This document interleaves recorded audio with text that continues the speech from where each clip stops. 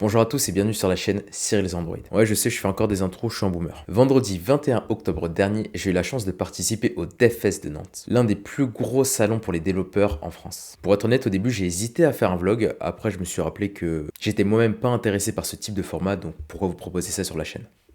Donc à la place, je vais faire une synthèse des différentes conférences auxquelles j'ai pu participer. Mais je vais également vous parler du salon en lui-même, les points sympas et un peu moins sympas forcément, histoire d'avoir un peu de critique.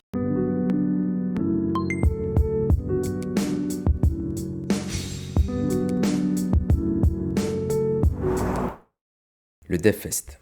Le DevFest, c'est un salon organisé par le GDG, Google Developer Group, réservé aux développeurs et aux autres acteurs de la tech. Cette année, c'était la 10e édition du DevFest de Nantes, le plus grand de France, regroupant pas moins de 3500 participants en 2 jours. Plus de 90 speakers et 71 conférences. Et ce, sur plus de 3000 mètres carrés à la Cité des Congrès de Nantes. Très beau complexe d'ailleurs. On va avoir entre 4 et 5 conférences par heure avec des temps de repos entre chaque. Ça nous permet de visiter en fait les nombreux stands qui sont présents. On a des écoles, des entreprises, tous acteurs de la tech. Et là, franchement, pour être honnête, c'est la débandade. En gros, ils font tout ce qu'ils peuvent pour que tu puisses t'arrêter à leur stand. Et donc, t'as le droit. Switch, casque VR, popcorn, bonbons, gâteaux, boissons, rhum.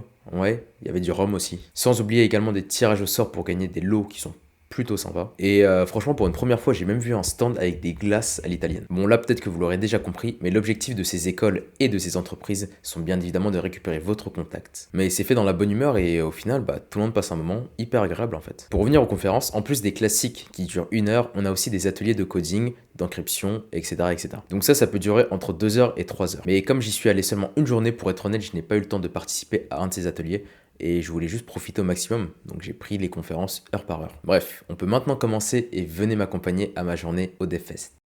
8h30, l'entrée. Bon, là rien de spécial, je me suis juste retrouvé à l'entrée du staff, mais bon, ça c'est un peu une habitude que j'ai eue, je sais pas pourquoi. Mon spécial move, je te jure. Je suis venu vraiment à l'ouverture du salon pour pouvoir profiter des stands et faire un petit tour avant que mes premières conférences commencent. Et ça m'a permis aussi de repérer les stands auxquels j'allais m'arrêter pendant mes pauses.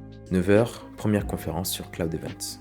Cette première conférence à laquelle j'ai participé a été animée par Loïc Mathieu, qui nous a montré comment utiliser les Cloud Events. Je vais pas trop rentrer dans les détails, étant donné que la chaîne est principalement réservée au domaine du mobile et surtout d'Android, mais l'objectif principal est de proposer une spécification pour décrire les événements exécutés dans le cloud et ce dans un format commun. Et ça dans le but d'assurer l'interopérabilité. Globalement, ça permet d'uniformiser les événements que tu fais dans le cloud, comme créer un utilisateur via ton application et l'insérer dans la base de données.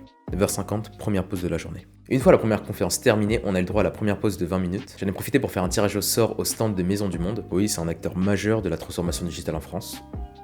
Apparemment. Alerte spoiler, j'ai pas été tiré au sort. J'en ai aussi profité pour voir les copains de Epitech Nantes. Étant moi-même alumni Epitech, c'était un de mes devoirs. 10h10, l'accessibilité, c'est pas sorcier.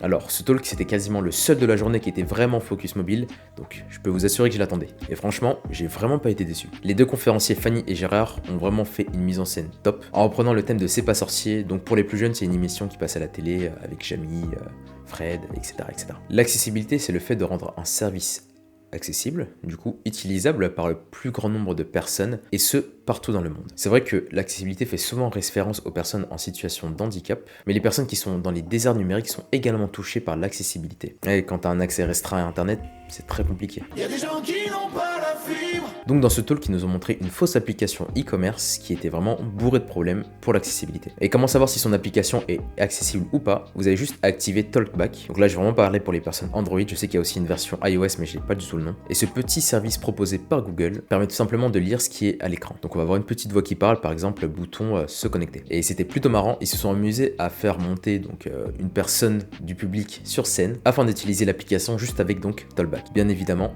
avec les yeux bandés. Forcément, c'était vraiment n'importe quoi. Impossible à utiliser. Et c'était vraiment une très très bonne idée parce qu'on a tout de suite compris l'importance de l'accessibilité et à quel point juste certaines applications ne sont pas du tout accessibles aux personnes malvoyantes. Par la suite, Gérard, l'un des deux conférenciers, s'est amusé tout simplement à modifier le code et à chaque fois améliorer l'accessibilité. Il a d'ailleurs fait en Jetpack Compose. Juste avant qu'il commence à démarrer, ils ont montré une liste des éléments auxquels il fallait faire attention et à chaque fois, il a fait les modifications dans le code.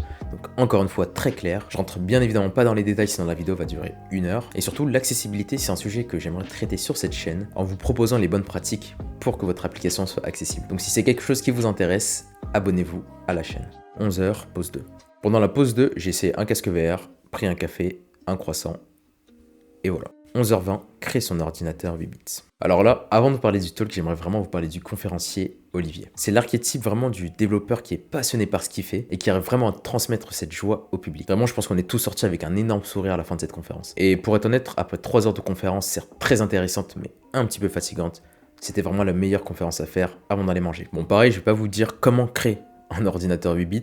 Il nous a tout simplement expliqué celui que lui avait fait pendant le confinement d'ailleurs. Perso, c'était un petit kiff de fanboy d'aller voir cette conférence parce que j'ai jamais été manuel, mais les personnes qui construisent des choses à partir de rien, c'est quelque chose qui me fascine. D'ailleurs, je passe des heures sur YouTube à regarder ce genre de vidéos. Et globalement, c'était un peu ça pendant 50 minutes. Il nous a tout simplement montré comment créer un ordinateur 8 bits à partir d'une breadboard. Bon, je dis ordinateur, normalement il y a des photos qui vont apparaître à l'écran, c'est bien évidemment pas un vrai ordinateur avec lequel on peut plugger une souris, taper au clavier, etc. Mais si on prend vraiment la définition d'un ordinateur, ce qu'il a conçu, bah c'en est un. 12 heures, la pause du midi.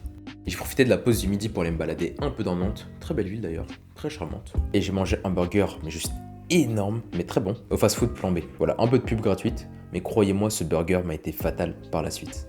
13h30, retour au salon. Je ne vous ai pas dit, mais entre la deuxième et troisième conférence, je me suis inscrit à un autre tirage au sort, organisé sur le stand SNCF Connect and Tech. Et pour une fois, ils étaient à l'heure. Alors ça va, je rigole. Et j'ai bien évidemment pas gagné. Il y avait une trottinette électrique, donc autant vous dire que j'avais un peu le seum.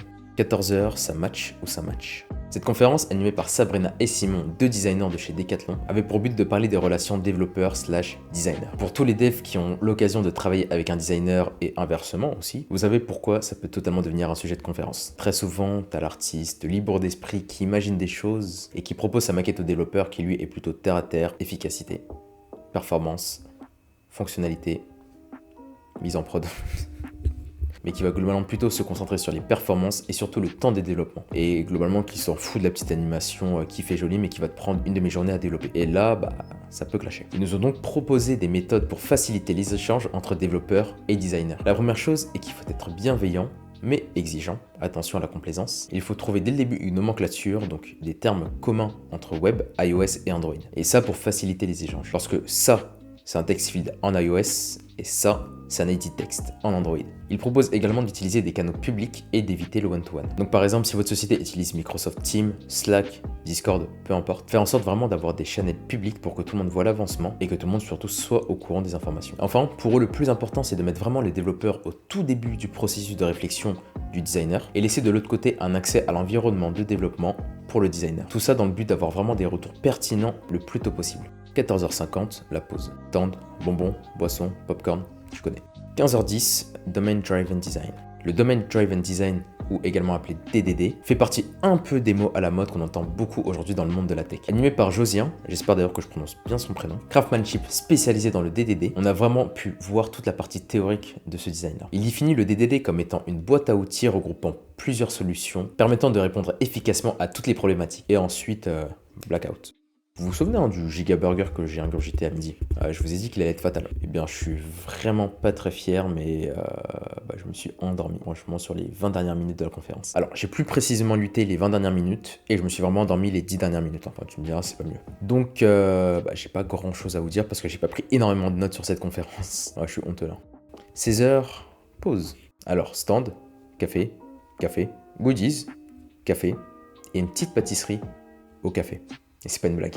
16h20, France Connect pour authentifier vos utilisateurs. Cette dernière conférence à laquelle j'ai assisté, animée par Sophie et David, respectivement PO et Full Stack, nous a permis de voir comment mettre en place une notification par France Connect. Alors cette conférence était vraiment très intéressante, surtout en tant que développeur mobile. France Connect, rapidement, vous savez, c'est cette plateforme qui permet de se connecter donc à différentes autres plateformes, les impôts, la poste, etc., via une seule et même connexion. Donc par exemple, tu peux te connecter à la plateforme ImpôtsGouv en utilisant les identifiants de Amélie. Alors pour mettre en place, bien évidemment, ce n'est pas simple. Votre application a besoin de remplir des prérequis et surtout c'est vraiment utile seulement et si seulement votre application a besoin de connaître l'identité de l'utilisateur. Franchement, si c'est le cas dans votre boîte, je vous conseille de vous y pencher parce que c'est vraiment hyper intéressant. Et ce qu'ils nous ont montré dans leur application, c'était vraiment comme la connexion par Facebook et Google, donc hyper intuitif. Dans les autres points positifs, on a le fait que on n'a pas besoin d'avoir 4000 mots de passe et qu'on peut se connecter avec par exemple ces informations impôts.gouv ou Amélie ou la Poste. Voilà, je ne vais pas vous faire toute la liste. Et surtout, ça rend l'application beaucoup plus sérieuse et beaucoup plus fiable aux yeux de l'utilisateur.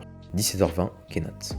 Après toute cette journée où le cerveau a emmagasiné beaucoup beaucoup d'informations. On a eu le droit à une petite conférence où le staff est venu nous remercier de notre présence. Et on a terminé en beauté par une comédie. C'était joué par la Belle Boîte de Nantes en quasi full impro. Et franchement, c'était très marrant. En gros, le thème de l'improvisation, c'était un développeur full stack, donc qui remonte dans le temps de manière un peu inexpliquée et qui rencontre donc une dame au 18e ou 19e siècle. Et donc le décalage entre les développeurs full stack et cette dame du 18e ou 19e siècle était extrêmement marrant. Je suis sûr que vous êtes super content. Ouais.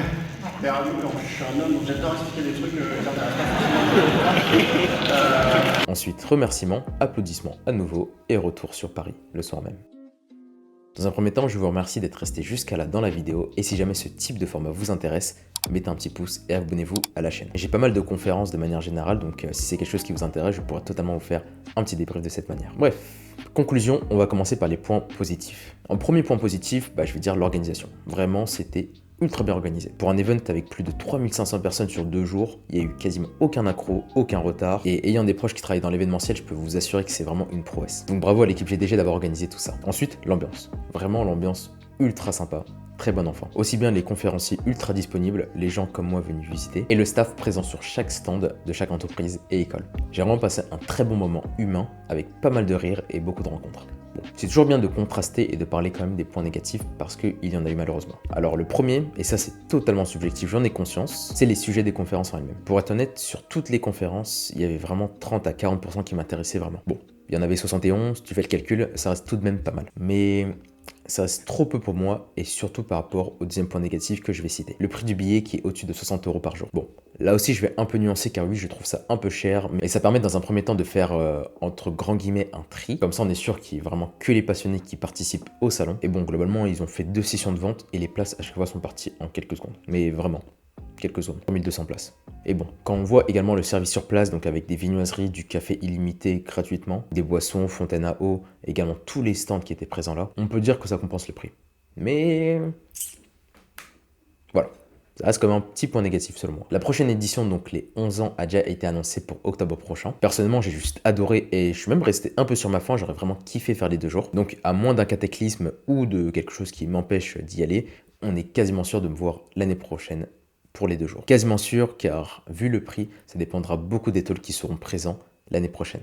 Merci à tous d'avoir regardé cette vidéo. N'hésite pas à t'abonner à la chaîne et à activer la cloche pour recevoir les notifications. N'hésite pas à en commentaire ajouter une des expériences que tu as vécues. Si tu étais au DevFest de Nantes, me dire ce que tu en as pensé. Les points positifs et négatifs, je les lirai tous et bien sûr j'y répondrai. Et encore une fois, je me répète, mais si jamais ce type de vidéo te plaît, n'hésite pas à lâcher un petit like. C'était Cyril The Android et moi je vous dis à plus tard dans une prochaine vidéo.